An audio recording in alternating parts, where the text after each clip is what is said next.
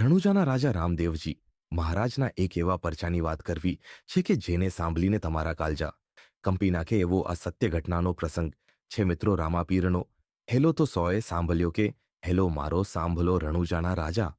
હુકમ કરો તો પીર જાત્રા થાય, પરંતુ આ હેલાની ઉત્પત્તિ ક્યારેથી થઈ, કેવી રીતે થઈ, તો આજે આપણે દલ્લુ વાણિયાની વારે રામાપીરના ઇતિહાસની વાત કરવી છે મિત્રો. વિક્રમ સંવત 1832ની આ વાત છે. જયપુરની બાજુમાં મોરગઢ નામનું એક ગામ હતું અને દલ્લુ નામનું એક સુખી વાણિયો આ ગામમાં રહેતો હતો. આ વાણિયો ઊંટોનો બહુ મોટો કાફલો રાખતો હતો અને એનો વેપાર ચલાવતો હતો. પણ આ વાણિયો નિરાભિમાની, ઉદાર અને ધર્મભાવના વાલો હતો, પણ એને સંતાન ન હતું. સંતાન ન હોવાના કારણે બંને દંપતી દુઃખી રહેતા. હવે એક દિવસની વાત છે. એક દિવસ ફરતા ફરતા સાધુ મહારાજ આ શેઠના ઘરે આવ્યા અને હાથમાં કમંડલ અને અલખ નિરંજન કરીને એમના આંગણામાં ઊભા રહ્યા. શેઠ અને શેઠાણીએ કહ્યું કે મહારાજ અંદર આવી જાઓ અને ભોજન ગ્રહણ કરો. અને ત્યાં તો આદર કરતા બંને જણા રડવા માંડ્યા. સાધુએ કહ્યું કે કેમ રડો છો? વાણિયો બોલ્યો કે અમારા ઘરે સંતાન નથી હે મહારાજ. અમારા ઘર શેર માટીની ખોટ છે. ત્યારે મહારાજ કહે છે કે ભક્તિ કરવાથી ભાગ્યને પણ બદલી શકાય છે. તમે જાગતા દેવની ભક્તિ કરો. જાગતા દેવ કોણ છે? તો કહે કે જે સિદ્ધ પુરુષ રામદેવજી મહારાજ જે જીવતા સમાધિ લઈને એને જાગતા દેવ કહેવાયા, અને એમણે હમણાં જ સમાધિ લીધી છે. અને એ રામદેવ કોડિયાના કોડ મટાડે છે, વાજિયાને પારણા બંધાવે છે. તો તમે પણ રામદેવજીની ભક્તિ કરો, એ જરૂર સંતાન આપશે. પછી વાણિયાને સાધુની વાત પર વિશ્વાસ આવી ગયો અને શ્રદ્ધા બેસી ગઈ. તેમણે તો રામદેવજીની માનતા માની અને ગરીબોને ભોજન કરાવી અને સાથે ઘણા બધા સારા કાર્ય કરે. અને પછી રામદેવજીની કૃપાથી એમને ત્યાં પુત્રની પ્રાપ્તિ થઈ અને ગામમાં પણ ચર્ચા થવા માંડી. આ તો રામદેવજીનો પરચો કહેવાય નહીં. તો આટલી મોટી ઉંમરે સંતાન ન થાય. અને પછી વાણિયાનો પુત્ર જ્યારે 5 વર્ષનો થયો ત્યારે શેઠે કહ્યું કે આને બાલમુંડન પણ કરાવી આવીએ અને રામદેવજીને પગે પણ લગાડી આવીએ. પછી તો કહેવાય છે કે વાણિયો અને વાણિયણ રણુજા જવા માટે ચાલતા થયા. ચાલતા ભયાનક જંગલ આવ્યું અને એ ભયાનક જંગલમાં એક ચોર મળ્યો અને વાણિયાને કહે છે કે ભાઈ ક્યાં જાઓ છો? વાણિયાએ કહ્યું કે અમારે રામાપીરની માનતા છે કે પુત્ર પ્રાપ્તિ થાય તો અમે યાત્રા કરશું, એટલે અમારે ત્યાં પુત્ર થયો અને આજે એની માનતા કરવા માટે અમે ચાલતા રણુજા જઈએ છીએ. પણ આ ચોરને તો ચોરી કરવી હતી. એણે કહ્યું કે હું પણ રામાપીરનો ભક્ત છું અને હું પણ રણુજા જાઉં છું, તો ચાલો આપણે સાથે જઈએ.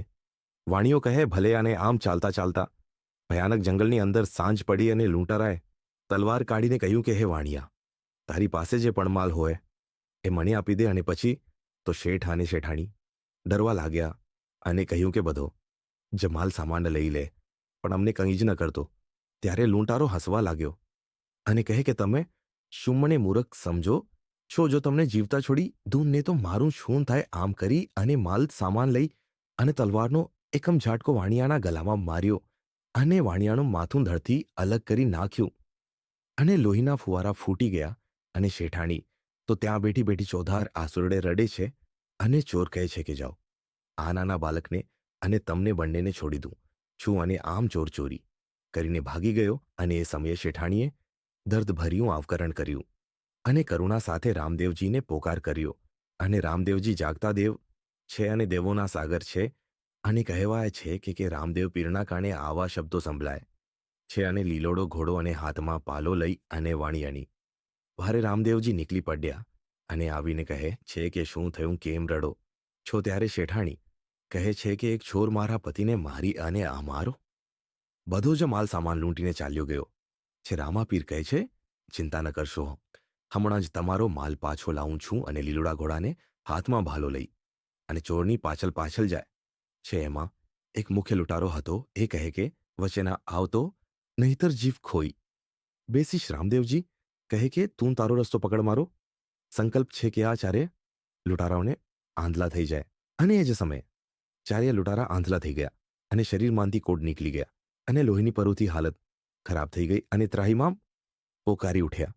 અને પછી આ લૂંટારો કહે છે કે મને માફ કરો, જવા દો રામદેવજીએ એની પાસે વાણિયાનું બધું જ ધન લઈ લીધું અને એને કહ્યું કે હવે બધાને ખબર પડશે કે દલ્લુ વાણિયો મારો ભક્ત છે એટલે એ દલુવાણિયાનો નહીં પણ રામાપીરનો ચોર છે ને જગતને બતાવવું છે કે રામાપીરના ચોરની શું હાલત થાય છે એટલે તેને માફ તો નહીં જ કરું.